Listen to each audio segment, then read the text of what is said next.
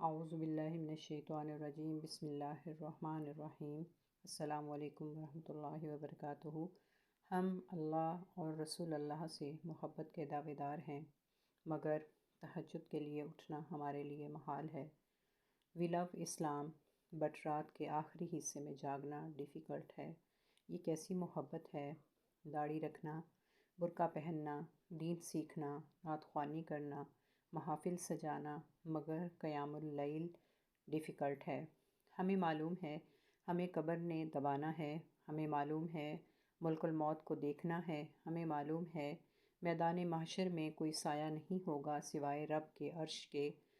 اللہ رب العزت کے سامنے کھڑا ہونا ہے، مگر قیام اللیل کو دل نہیں چاہتا۔ اللہ سے قریب ہونے کا راستہ قیام اللیل ہے۔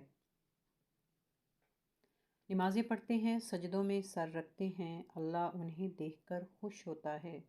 گرم بستر چھوڑ کر اللہ سے وفاداری نبھانا اصل بندگی ہے۔ اللہ کے سامنے رونے والوں کی تعریف ہو رہی ہے اس میں۔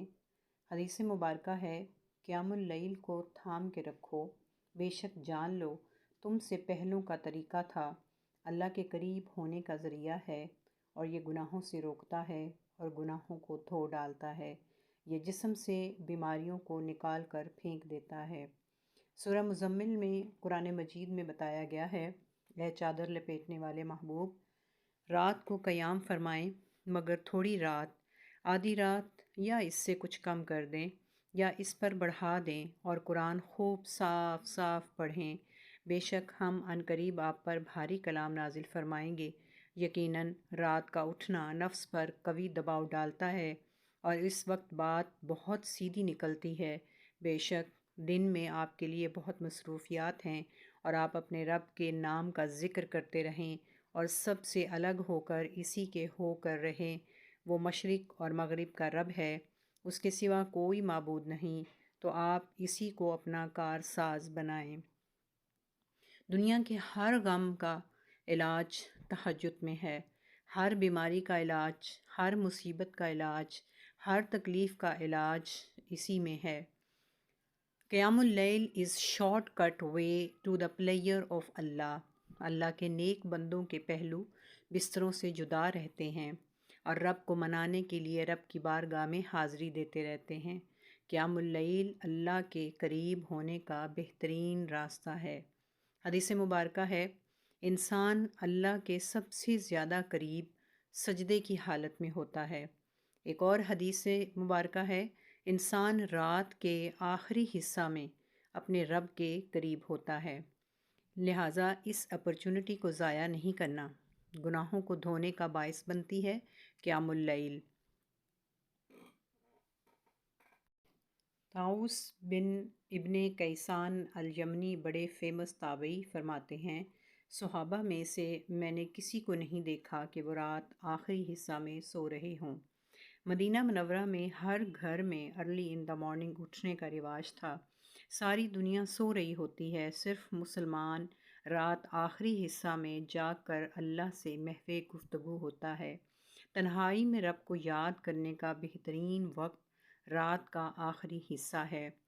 حضرت سیدنا حسن بصری رحمۃ اللہ علیہ سے کسی نے پوچھا، کیا وجہ ہے کہ تہجد پڑھنے والوں کے چہرے دیگر لوگوں سے زیادہ خوبصورت ہوتے ہیں؟ آپ نے فرمایا، اس لیے کہ انہوں نے اللہ کے لیے تنہائی اختیار کی، تو اس نے انہیں اپنے نور میں سے ایک نورانی لباس پہنا دیا۔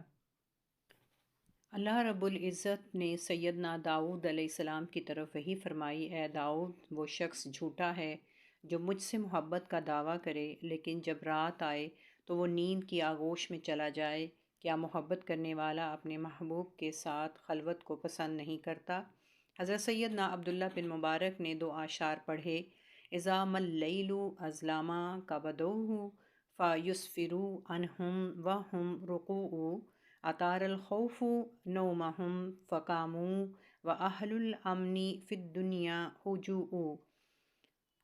جب رات کی تاریکی چھا جاتی ہے تو نیک لوگ عبادت میں لگ جاتے ہیں، حتیٰ کہ جب صبح کی روشنی پھیلتی ہے تو وہ رکوع میں ہوتے ہیں۔ خوف نے ان کی نیندیں اڑا دیں تو یہ عبادت کے لیے کمر بستہ ہو گئے۔ جبکہ دنیا میں بے خوف رہنے والے لوگ سوئے پڑے رہے۔ حضرت سیدنا اویس کرنی رضی اللہ تعالیٰ عنہ رات کو سوتے نہیں تھے اور فرماتے تھے، کیا بات ہے کہ فرشتے تو اللہ کی عبادت میں سستی نہیں کرتے، لیکن ہم سستی کا شکار ہیں۔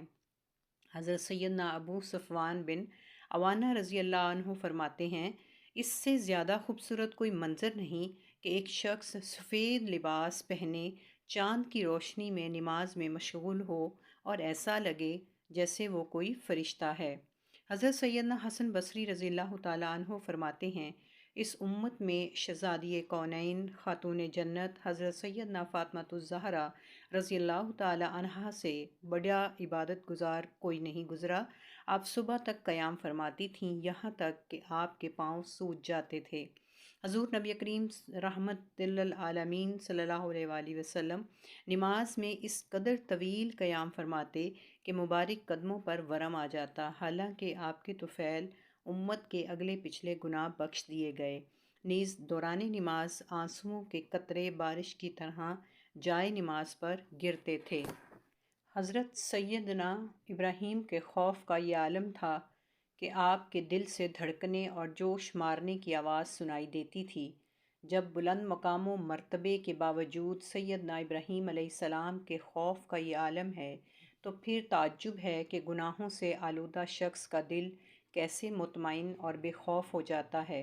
ایک شخص نے عرض کیا، یا رسول اللہ، اللہ سے دعا کیجئے کہ مجھے جنت میں آپ صلی اللہ علیہ وآلہ وسلم کی رفاقت عطا فرمائے۔ تو آپ صلی اللہ علیہ وآلہ وسلم نے فرمایا، اعنی علی نفسی کا بکثراتی السجود، یعنی اپنے نفس پر کثرت سجود سے میری مدد کرو۔ مسلم حدیث 489۔ سجدہ اللہ تعالیٰ کے تقرب کا آخری اور واحد گر ہے۔ رسول اللہ صلی اللہ علیہ وسلم نے فرمایا، اللہ فرماتا ہے، اے ابن آدم، تو اپنے آپ کو میری عبادت کے لیے فارغ کر لے تو میں تیرے دل کو غنا سے اور تیرے دونوں ہاتھوں کو رزق سے بھر دوں گا۔ فرض نماز کے بعد تہجد وہ نماز ہے جو اللہ سے کن کہلوانے کی طاقت رکھتی ہے۔ اللہ کے انعامات میں سے ایک انعام ہے جن کو تہجد نصیب ہوتی ہے، یعنی تہجد کا نصیب ہونا اللہ کے محبوب ہونے کی علامت ہے۔ اگر ریگولر تہجد کے وقت آنکھ کھلے تو سمجھ جائیں آسمان سے بلاوا آیا ہے، ناممکن کام بھی ممکن ہو جاتے ہیں۔ صحیح بخاری حدیث نمبر 7442۔